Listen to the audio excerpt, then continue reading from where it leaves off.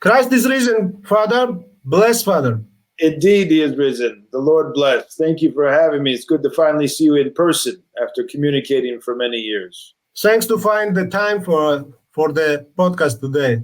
Amen. Thank you. We'd like to introduce you and the Father Constantine here from Georgia. Let me say that I had the great blessing to come and visit your wonderful country in 2016. Along with Professor Telegidis and Father Theodore Zisis, we visited with the Patriarch and with the hierarchy, and that'll always be a great memory for me and a great, wonderful visit to the holy places of Georgia. So I count that as one of my great blessings in life, that I came to venerate the holy places. Actually, that time you met Father Constantine as well. Yes. I remember his face. Yes, I met many people on that trip. Mama Peter. Yes. Christ is risen, Father Peter. Bless us, Father. Yes, you're blessed. We are very glad to communicate with you, speak with you, Father. Amen. As am I, Father. Absolutely. Father Constantine, he is also founder of a website, Hareba, we call the Annunciation Net. Also, we've got Facebook pages, we've got True Orientation podcasts, where we have discussion in various videos about Orthodoxy, about the any problems which we have in Orthodoxy, particularly about modernism and various types of modernism.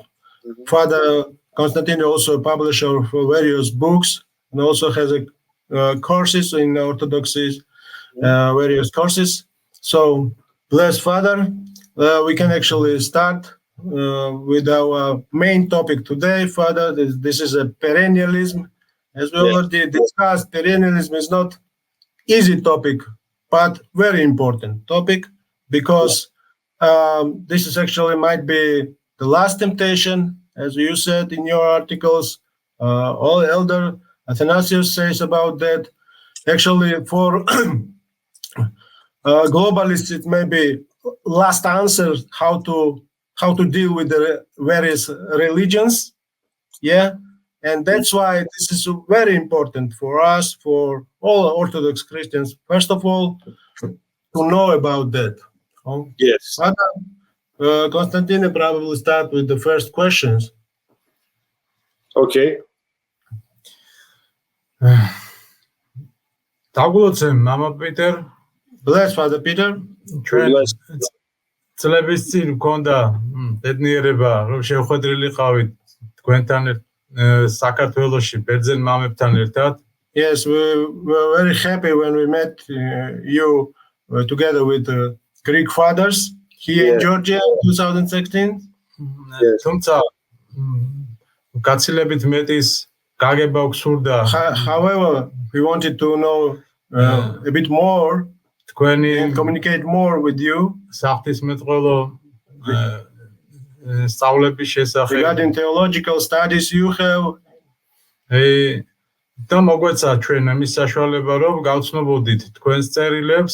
we had the opportunity to study your articles, your sites, and which is very useful. განსაკუთრებული ყურადღება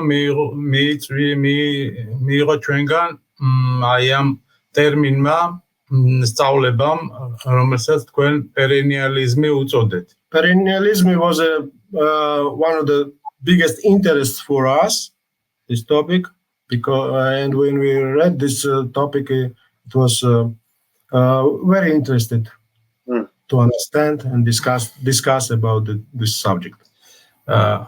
არსებითად ჩვენთვის ახალი ტერმინი გახლავთ, ამიტომ გასაგებია დაახლოებით მისი შინაარსი, რომ ის რაღაც გლობალური რელიგიური პროექტია, რომელსაც so actually this is a new definition, new terminology for us in Georgia, and that's why it is particularly important for us to understand it clearly because of this important subject. და აქედან გამომდინარე რაც შეიძლება სასურველია მარტივად რომ აუხსნათ ჩვენს მსმენელებსაც და თქვენებსაც თუ რაზეა არსებითად საუბარი. That's why it is important as much as possible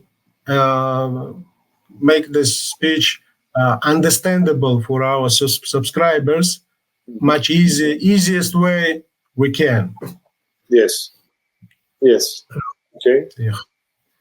როგორც ბოლო ეპოქის ასე ვთქვათ გამოწვევა as a temptation of last times and in times ფიქრობთ რომ მსმენელისთვის იქნება ძალიან საინტერესო აი ამ თქვენი პოზიციის და თქვენი აი ამ შეხედულების მოსმენა. And we think that this will be very interesting for our subscribers, all subscribers, listeners who is listening and watching our videos, your opinion about the perennialism.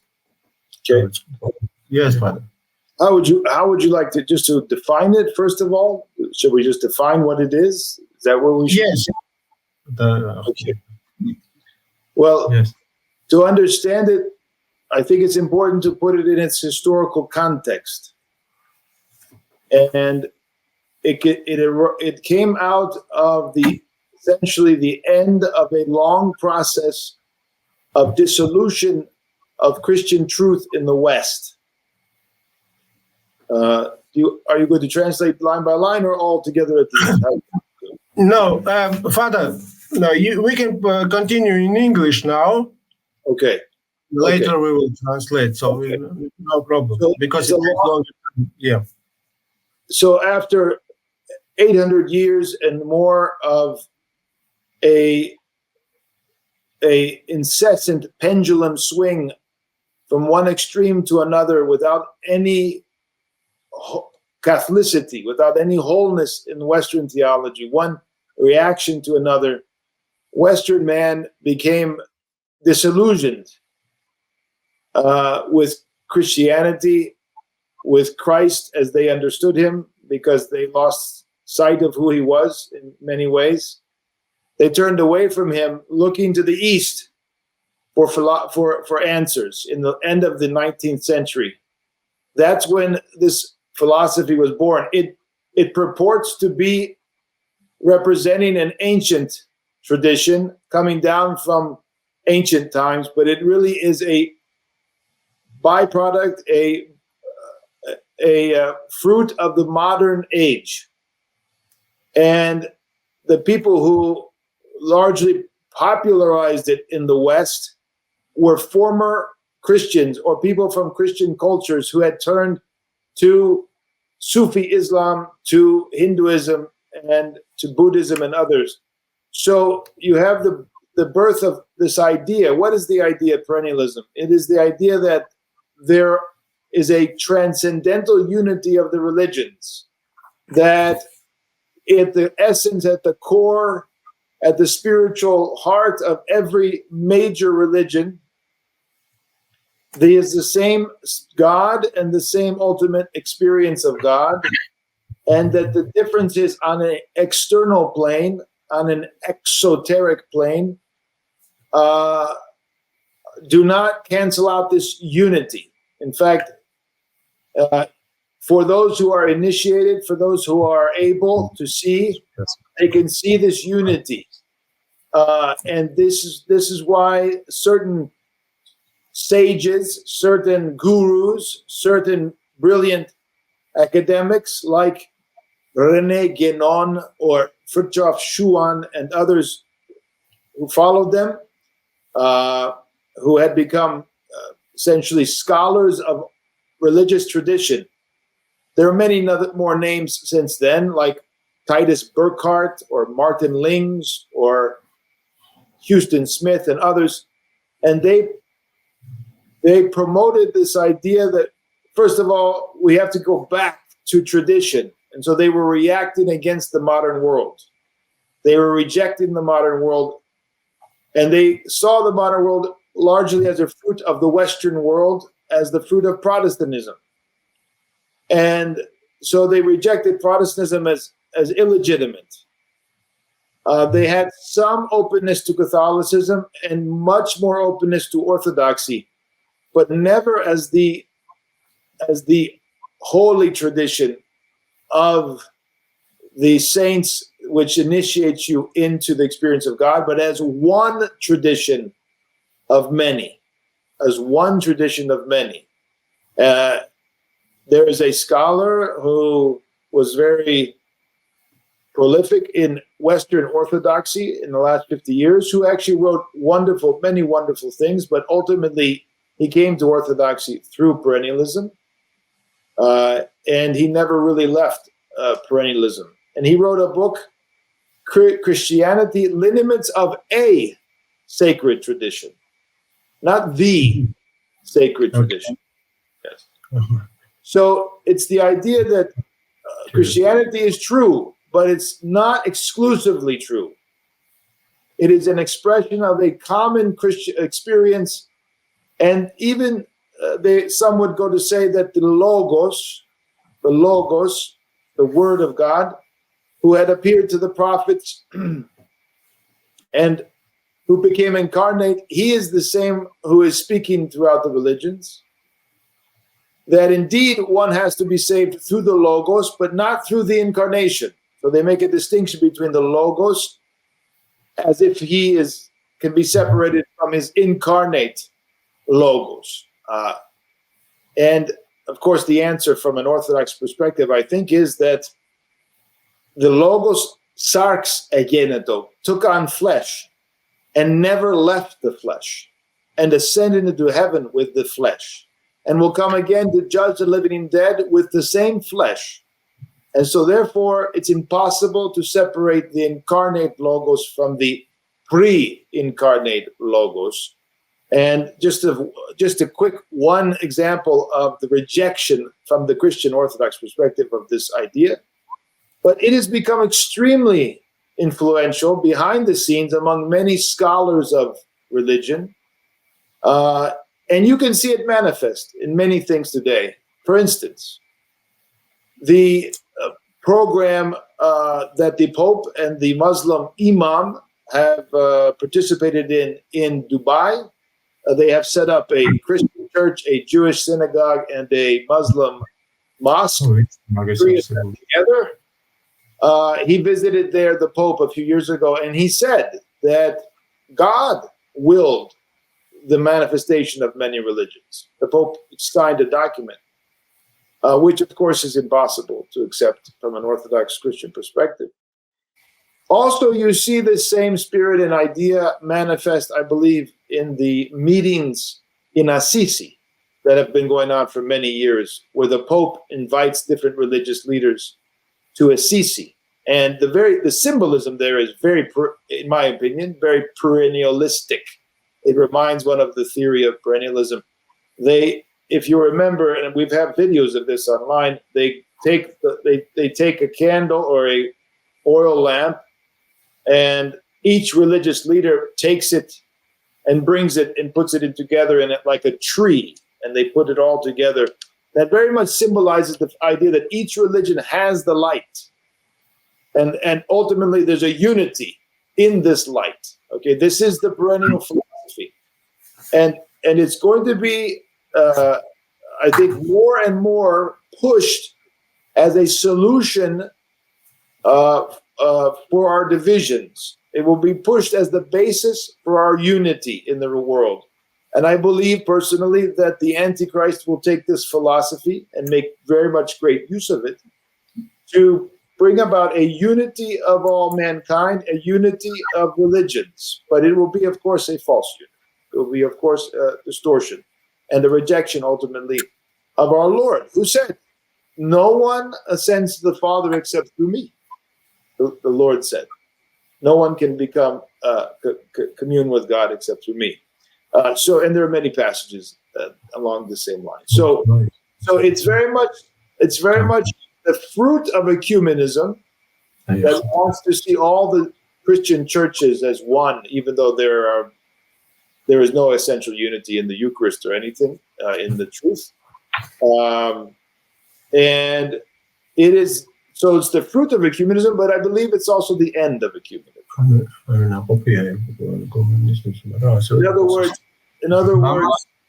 In other words, they will find a unity which will not require them to abandon their beliefs at all. But Peter, თეოსოფიურ საფუძვლებზე აგებული ეკუმენისტური სწავლება, რომელიც საუკუნის მანძილზე გაგრძელდა ფაქტობრივად. So, based on the theosophy, this ecumenical movement, which is lasting from the last century, actually, yeah. შეიძლება ითქვას, რომ ფაქტობრივად ვერ შეასრულა თავისი მისია ჭყალებში. Can we say that the ecumenism movement, this council, failed to complete the mission they had? Can we say that? It depends on which ecumenism, because there are various goals in ecumenism, but the ultimate Orthodox or more traditional outlook, which wants a manifest unity, they have failed, yes. For a manifest and practical unity in the Eucharist, of course, there's been total failure. Of course, they have other goals as well. So it depends on who we're talking about in the ecumenical movement. The Protestants never had that really as their goal. და თვითონ ჩვენი ასე ვთქვათ მართლმადიდებელი ეკუმენისტები რამდენად მიიჩნევენ გადასვლას აი ამ მეორე შემდეგ ფაზაზე, რასაც თქვენ ბრძანებთ perennialism.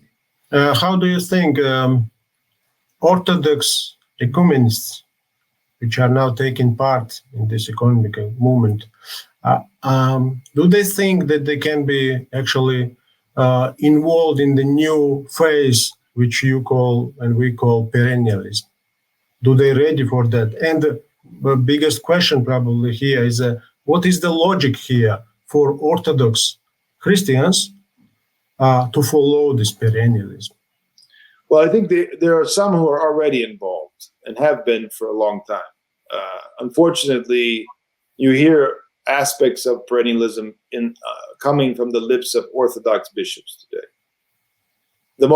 One of the most prominent in the English language is the Archbishop of the Greek Archdiocese in America, Elpidoforos, yeah, who said at a multi-religious gathering about 2 or 3 years ago, maybe longer, and I don't remember. He said that exactly. He spoke of perennialism and he supported it. He said that there are many paths up the mountain, and other religious people are climbing the mountain. And if you reject this, you are a bigot. You are a bigot, and you are blind to the. Yeah, because the view is obscured, he says. Yes, you know the quotation. Yes. Yeah. But beyond that, we've had essentially in practice the participation of the Patriarch of Constantinople in the gatherings in Assisi. And as I said earlier, I think this really does express the spirit of perennialism very well. Of course, there are religious leaders in the Patriarchate of Moscow and other places who go to interreligious gatherings, and whether they agree or not, it's hard to say how much they understand what's happening. Those gatherings also express in some more general way the perennialist mindset. So I don't think, and you see various manifestations of this. Many times I have the feeling that our bishops do not understand the gravity of what they're doing, or God forbid they do and don't care. But it's hard, I think, unless you have done some work here, you may be operating on other assumptions. These people in the other religions are almost always operating on these assumptions of perennialism, because again, this is dominating in the religious studies departments in the West. It's a given in the popular mindset that we all worship one God. all the religions worship one God. This is what they believe. They say. And when you say, well, no, that's impossible, but they'll say something like, well, there's only one God. And if you're worshiping God, you have to. So it's the ideas have passed through to the popular level without it being labeled perennialism, without it being unpacked, without it being refined. There's a popular perennialist version, which maybe some perennialists would reject because they're very, very astute thinkers, actually. They're very brilliant, these men who promote perennialism. They're not dumb at all.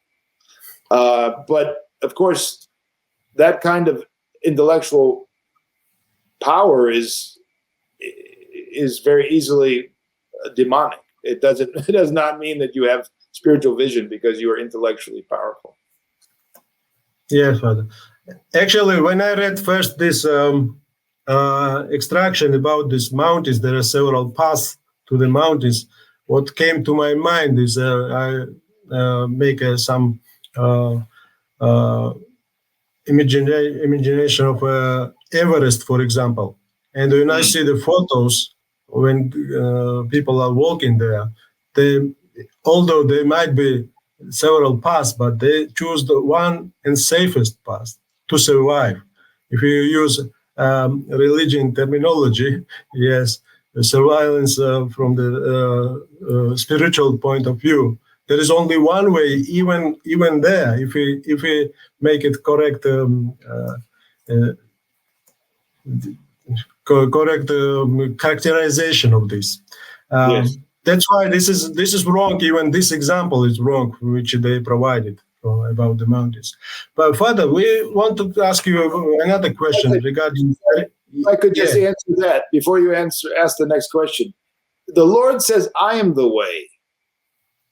So the truth and the life and the way are inseparable. They are all Christ. And so therefore, you cannot talk about anything but Christ as the way, right? So both the ethos and the dogma, both the life and the truth, both the way and the end of the journey is Christ. Christ is all in all. So it's impossible for us to make these divisions and talk about other ways besides Christ which lead to God. Father, ჩვენ გვაინტერესებს აი ეს სხვადასხვა რელიგიები. We are interested in these different religions. გასაგებია რომ მათთან დოგმატური საერთო დოგმატური ენის მოძებნა ძალიან ძნელია ეკუმენისტებისთვის. Yeah, it's understandable that it's very difficult to find a common language for the ecumenists within among these religions. რა პრინციპით ფიქრობენ ისინი გაერთიანებას? ეს მისტიკური სახე ექნება, რაღაც ეზოთერული, რაღაც სხვა წარმართულ გნოსტიკური შეხედულებები. Yeah. What is the principle they are going to use? This is a mystical, esoteric or exoteric, which you describe in your articles. Please explain this. This Gnosticism as well. You said that exoteric, for example, is forms, different with forms, with dogmas, even salvations. So esoteric, there is something unity from inside, and sometimes they are united already. And please explain this process as well. Yes. So they have various diagrams or various conceptions that they try to describe what they think is the philosophy of perennialism. The most, I think, popular is the idea that you have the absolute, which is God, in the middle, and arrows that are going out from that, which is his revelation. And there are many arrows going to the various religions. So you have Islam, Christianity, Judaism, Buddhism, Hinduism, Chinese tradition, they choose the great traditions. So he is revealing himself simultaneously, and they believe this is necessary because of the different kinds of temperaments of humanity. They believe that somehow God has to condescend to the limitations of the temperaments of the Chinese or the Americans or the Georgians. He has to essentially use the religions to commune with the people because they are limited. The Arab man or the Chinese man cannot become a Christian, according to the perennialist, because of his cultural and historical background and all the rest. So he reveals himself in diverse ways in order to reach all of humanity. And then so this is the esoteric domain. You have there is a unity in this because they all initiate humanity into God's life somehow, in some way. They talk about it in different ways, but this is the Gnostic sense of it, right? The Gnostics are this idea that, well, if you have true knowledge, if you have a true experience, you can see the unity. You have to be initiated into it. You have to have an experience of it. You have to become a master. And if you become a master in the spiritual life as a Sufi Muslim or as a Hindu or as a Christian, then you will graduate like the great mystics to a knowledge that actually you will see the unity of everything. So this is not for the simple people. The simple people will stick to the externals. All of the simple monks and the simple people, they don't have the ability to see the internal. They only see the externals. They keep the externals, the religion, and that's fine and that's good, and God is pleased with that. But they will not understand, and so they should stick to their particular traditions. They teach. Yeah. Father, when I read this, it is actually it's not true, because the Chinese today becomes Orthodox easily. Yeah, from the East, people becomes. There are many problems with this. Yeah, they may take Islam, for example, Orthodox. In Japanese, people becomes Orthodox, etc., etc. It does not work, and they know about that. Yes, it's nonsense from the Orthodox perspective, because first of all, let's take Islam. Islam from the Orthodox perspective is a Christian heresy. Yeah. It is a distortion of Christianity. They call Christ a prophet, but they do not see him as divine. They are Arians. And so there were many Christians among the Arab peoples, and there are today. So what is dividing the people of the Saudi Arabia or Iraq or whatever, the temperament of these people, there's nothing at all that can obstruct them from becoming a Christian. But beyond that, what kind of God is limited? He manifests himself in the flesh, and we're saying that the humanity which is made in his image cannot commune with him, the incarnate Logos. What kind of God is this, and what kind of human being is this that cannot commune with the prototype? All humanity has a common human nature, and they're made in the image of God. They all can commune with the incarnate Logos. So there are many problems we point out in our writings with this idea. It's a very heretical idea from an Orthodox perspective, and of course we don't see this anywhere in our tradition, because Pentecost doesn't teach this. Pentecost teaches that, in fact, the opposite, that the Lord intentionally brought the gospel through the speaking of the tongues of all the people gathered in Jerusalem immediately to be communicated to all of them, and they all received and became and were baptized. There's no limitations on the day of Pentecost because of ethnicities, because of temperament. So it's very heretical, this idea. And it's cornerstone. It's a cornerstone idea in perennialism, that you cannot accept perennialism if you do not accept the limitations of the temperaments of the people.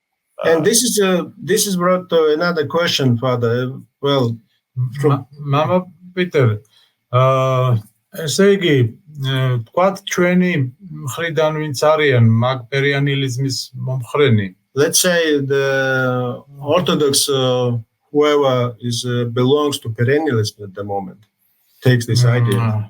მათ მოუწევთ ფაქტიურად მართლმადიდებლურ დოგმატურ სწავლებაზე უარის თქმა. They have to refuse the dogmatic theological teaching of Orthodox, isn't it? They have to. და როგორ ფიქრობენ, თქვენ რას ფიქრობთ? რა პრინციპით შეიძლება ეს თქვათ მისაღები გახადონ მართლმადიდებლებისთვის? And this idea then როგორც საცტური. becomes nonsense for the Orthodox. And how do you think they will attract Orthodox people with this nonsense? Actually, what is the logic of this? Well, I think we are assuming that there are theologically and dogmatically sensitive Orthodox always and everywhere, even among the episcopacy. Unfortunately, it's very clear that in our day and age, we have many Orthodox theologians and bishops even who have no interest in dogmatic theology. And so I don't think that there is much sensitivity on the part of a good portion of those who call themselves Orthodox to the dogmas of the church. Famously, Patriarch Athanasius said in the 1960s with regard to Catholicism, we will put the dogmas in the storehouse. We do not need them now with our rapprochement with Rome. So I think the assumption, which is, of course, a very expected assumption on every Orthodox Christian's perspective, that how could you possibly depart from Orthodox dogmatic teaching and embrace perennialism? The answer is they never had Orthodox dogmatic theology in their minds to begin with. Actually, there is no faith. There is lack of trust. Yes, a lack of trust. They actually refused the Christ, actually. Refused the Orthodox revelation. So, this absolutely unacceptable. So in this context, probably, so they look at this perennialism through the prism of their understanding, like a philosophy, yes, and mostly like pagan philosophy. And it's very politically.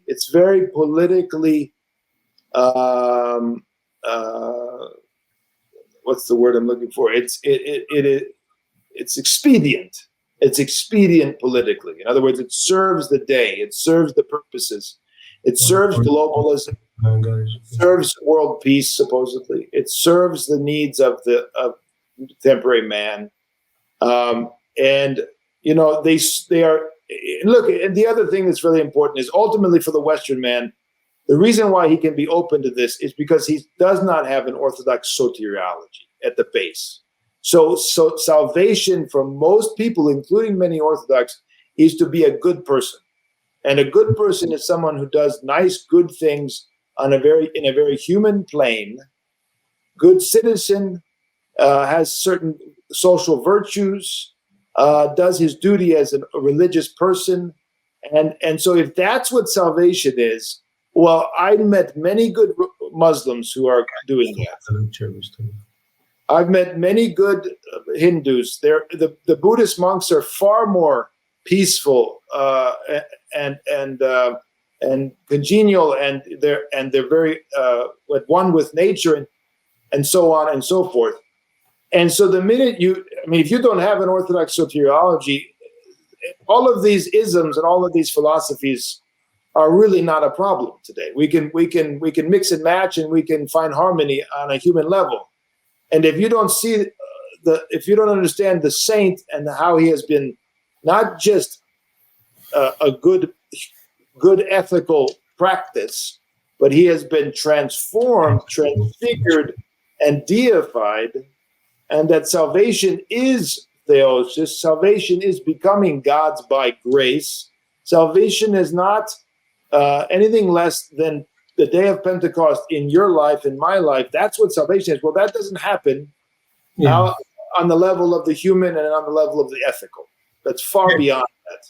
Actually, Father, this is a perennialism, like an ideology, philosophical ideology, but they call it faith, and people are happy because they don't need for any other religion, profound involvement in any processes, praying or studying dogma, whatever. They will say, okay, this is the faith, this is the truth, but in reality we have just an ideology. Well, I think that those who take it seriously, and I know this firsthand because I've known some of these perennialists in the Western world. Over the years, I've met them, I've talked to them in my desire to understand this, and I've learned firsthand that if you take it seriously, you apply it, and you live by it, you will become a victim of demonic delusion. You will fall into a demonic state of total and utter delusion, and you will end up doing things that are contrary to the gospel, and the demons will of course take you there if you let them. And so for the most part, most people will remain superficial. They will accept it insofar as it serves their goals in this world. But those who go and really become true believers, they will enter into a demonic state. If not outright possession, they will be just totally deluded and full of pride and arrogance. And so some of the prophets of perennialism, ended up doing things that are just outrageously anti and unchristian in their behavior, and that's what we should expect from a demonically inspired philosophy. Peter. Yes, Peter. რამდენად რეალურად გვეჩვენება ახლა ჩვენ აი ამ ფონზე, რაც დღეს თქვათ მართლმადიდებელ ეკლესიებში ხდება. How do you think about reality, what's going on today in the Orthodox Church? როდესაც თქვათ ჩვენი საქართველოს სამოციქულო ეკლესია ფაქტობრივად არ აძლევს არავის საშუალებას, რომ ცრუ დოგმატური სწავლება, თქვათ, ეკუმენისტური ღიად დეკლარირებულად წარმოაჩინოს. On the basis when, for example, Georgian Orthodox Church don't let anyone to provide their studies, teachings like ecumenist, for example. I would add that in 1997, Georgian Church left Ecumenical Council officially. ცხადია, სხვა მართლმადიდებელ ქვეყნებშიც ორთოდოქსების ცნობიერება ძლიერია, გარკვეულ წრეებშიც. Of course, there are many countries where the Orthodox positions is pretty strong until today.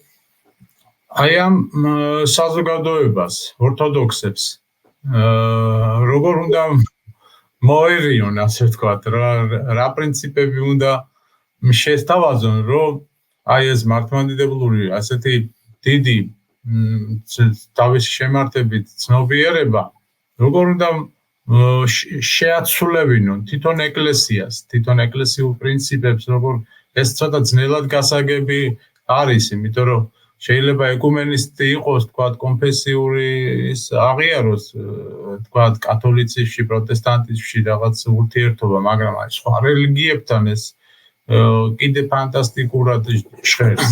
Based on the reality we have around the world, although that in many countries Orthodox becomes not so strong. However, traditional Orthodox people which strongly understand and strongly follow the Christ study, yes, teaching, gospel teaching, and it is just we can't even imagine how they can change through this perennialism the mind of these old people who at the moment, and when we say about people, for example, in Georgia, still have a strong orthodoxy positions in many people. So changing the mind of these people, it's not so easy. So it becomes like a not understandable how it could.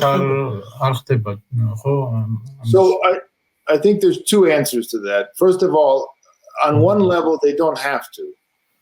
The leaders of the world, the globalists, the people who are pushing this, they don't expect the simple people to become perennialists. This is for the elite. This is for the intellectuals. This is for the spiritual leaders, and they will be very content to leave the simple people, whether they be Christian or Muslim or Hindu or anything. They don't care, because they will continue to be Christians in their own way. But so that's not necessary for perennialism to be used by the Antichrist ultimately. But there will be a boundary that they will lay down, and it will be according to the new martyr, Father Daniel Sosoyev, who said this 20 years ago.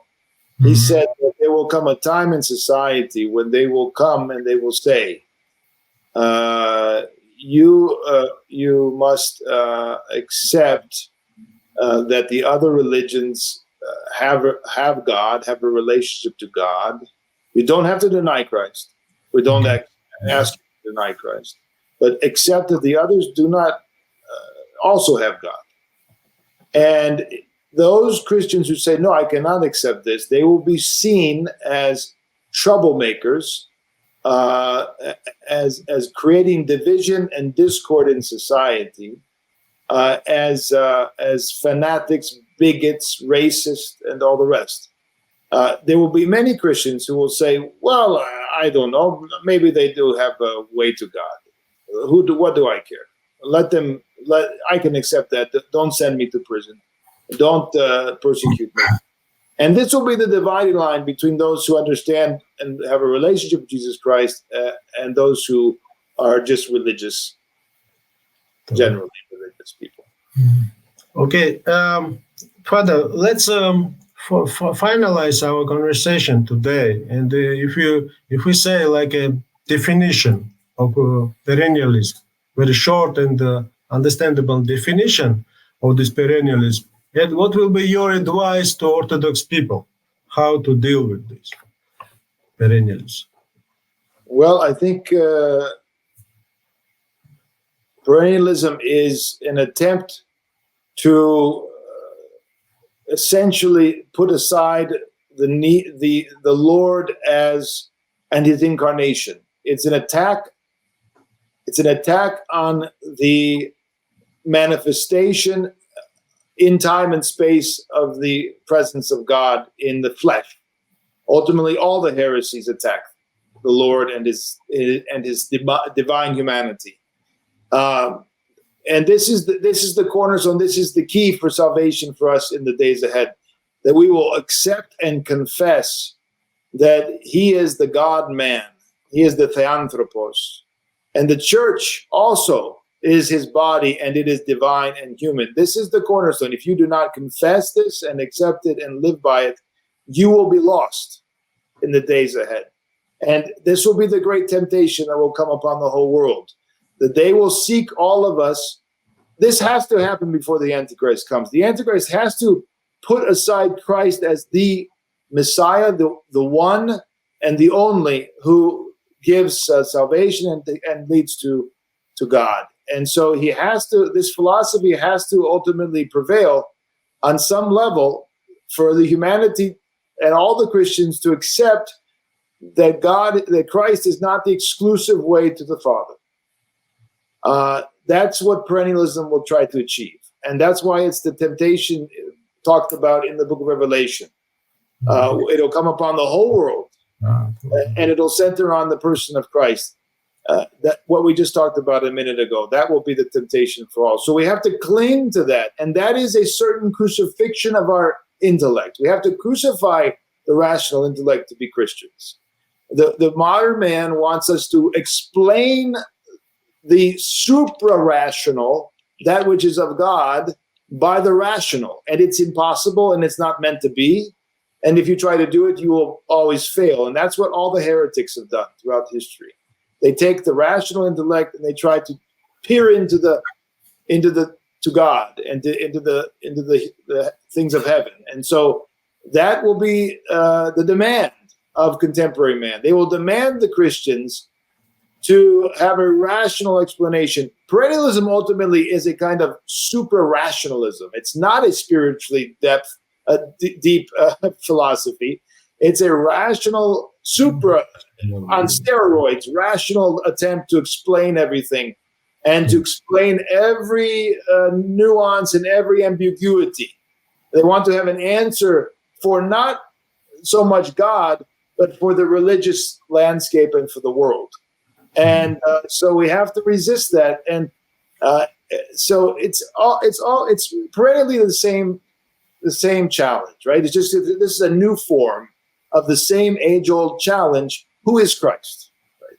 And so make sure that you do not be deceived. The Lord says many times, watch, do not be deceived, because they will come with lying, how does the Apostle Paul say, the various lying philosophies and ideas, and he says, watch and don't be deceived. And this is what perennialism is. It's a kind of ingenious, very astute, according to the world, explanation for how things should be, right? But ultimately, it's foolishness before the gospel. It falls away if you have the gospel and you understand the gospel. It falls away and it ends up being foolishness. It's of this world and it's of the modern world. It's not they present it as an ancient teaching and ancient philosophy. It's very modern and very made for the modern man. And so I think this is what we have to be very on guard. And so, on a simple level, again, I do not accept the religions as salvific. Only Christ, the incarnate Christ, in the body of Christ, this is the only way to the Father. That's the confession of faith we have to hang on to if we want to be saved in the days ahead. Yes, thank you, Father. Maybe last question. We have an ecumenical movement, the council, yes? Should we expect in the future, for example, perennial council, something like that, official structure, organization like this?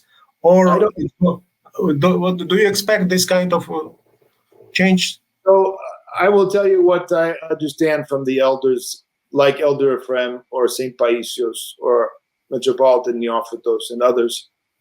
There will be very soon a false union coming between those in Orthodoxy who are committed to union with the Pope. That will not be on the basis of perennialism so much as on the basis of a refashioning and a restatement of papalism, which will be digested by the ecumenists. That will bring that will be just before the Third World War that's coming. After the Third World War, according to the elders, Elder Ephraim has said this, there will be an Orthodox council that will put things right again. And then a period of great mission for the church. After that, there will be the rise ultimately again of perennialism. And there will be, I don't think so much a council, but a general falling away again. So that's not my words. That's essentially the words of our recent saints in our church.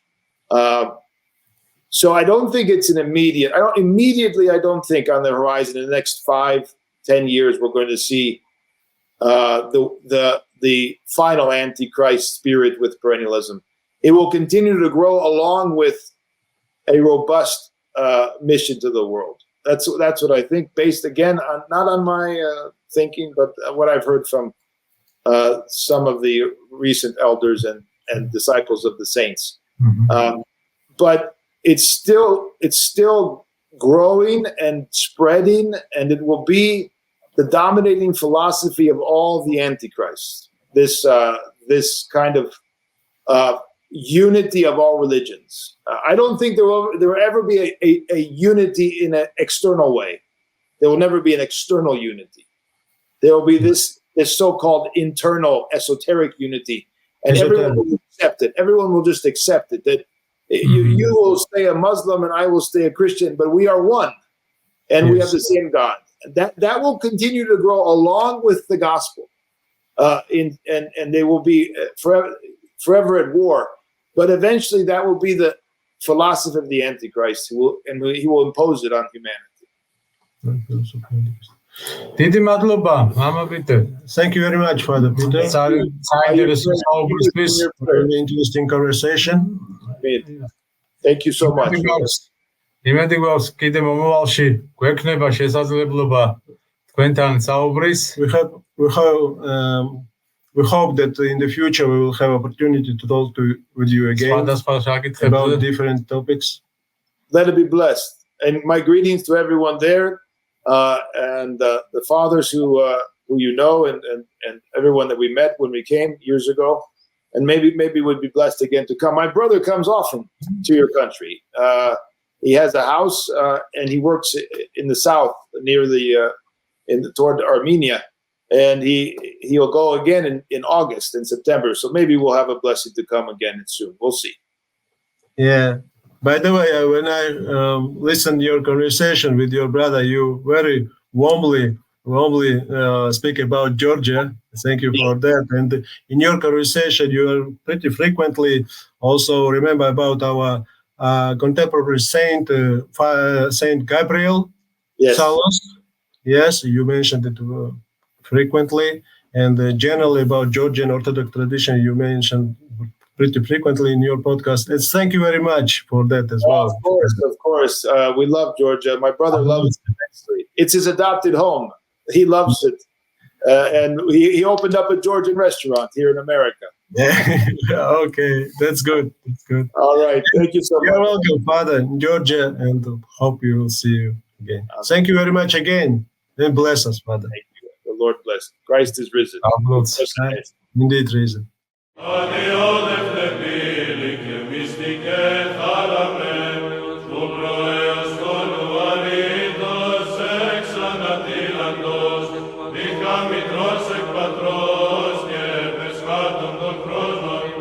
Extending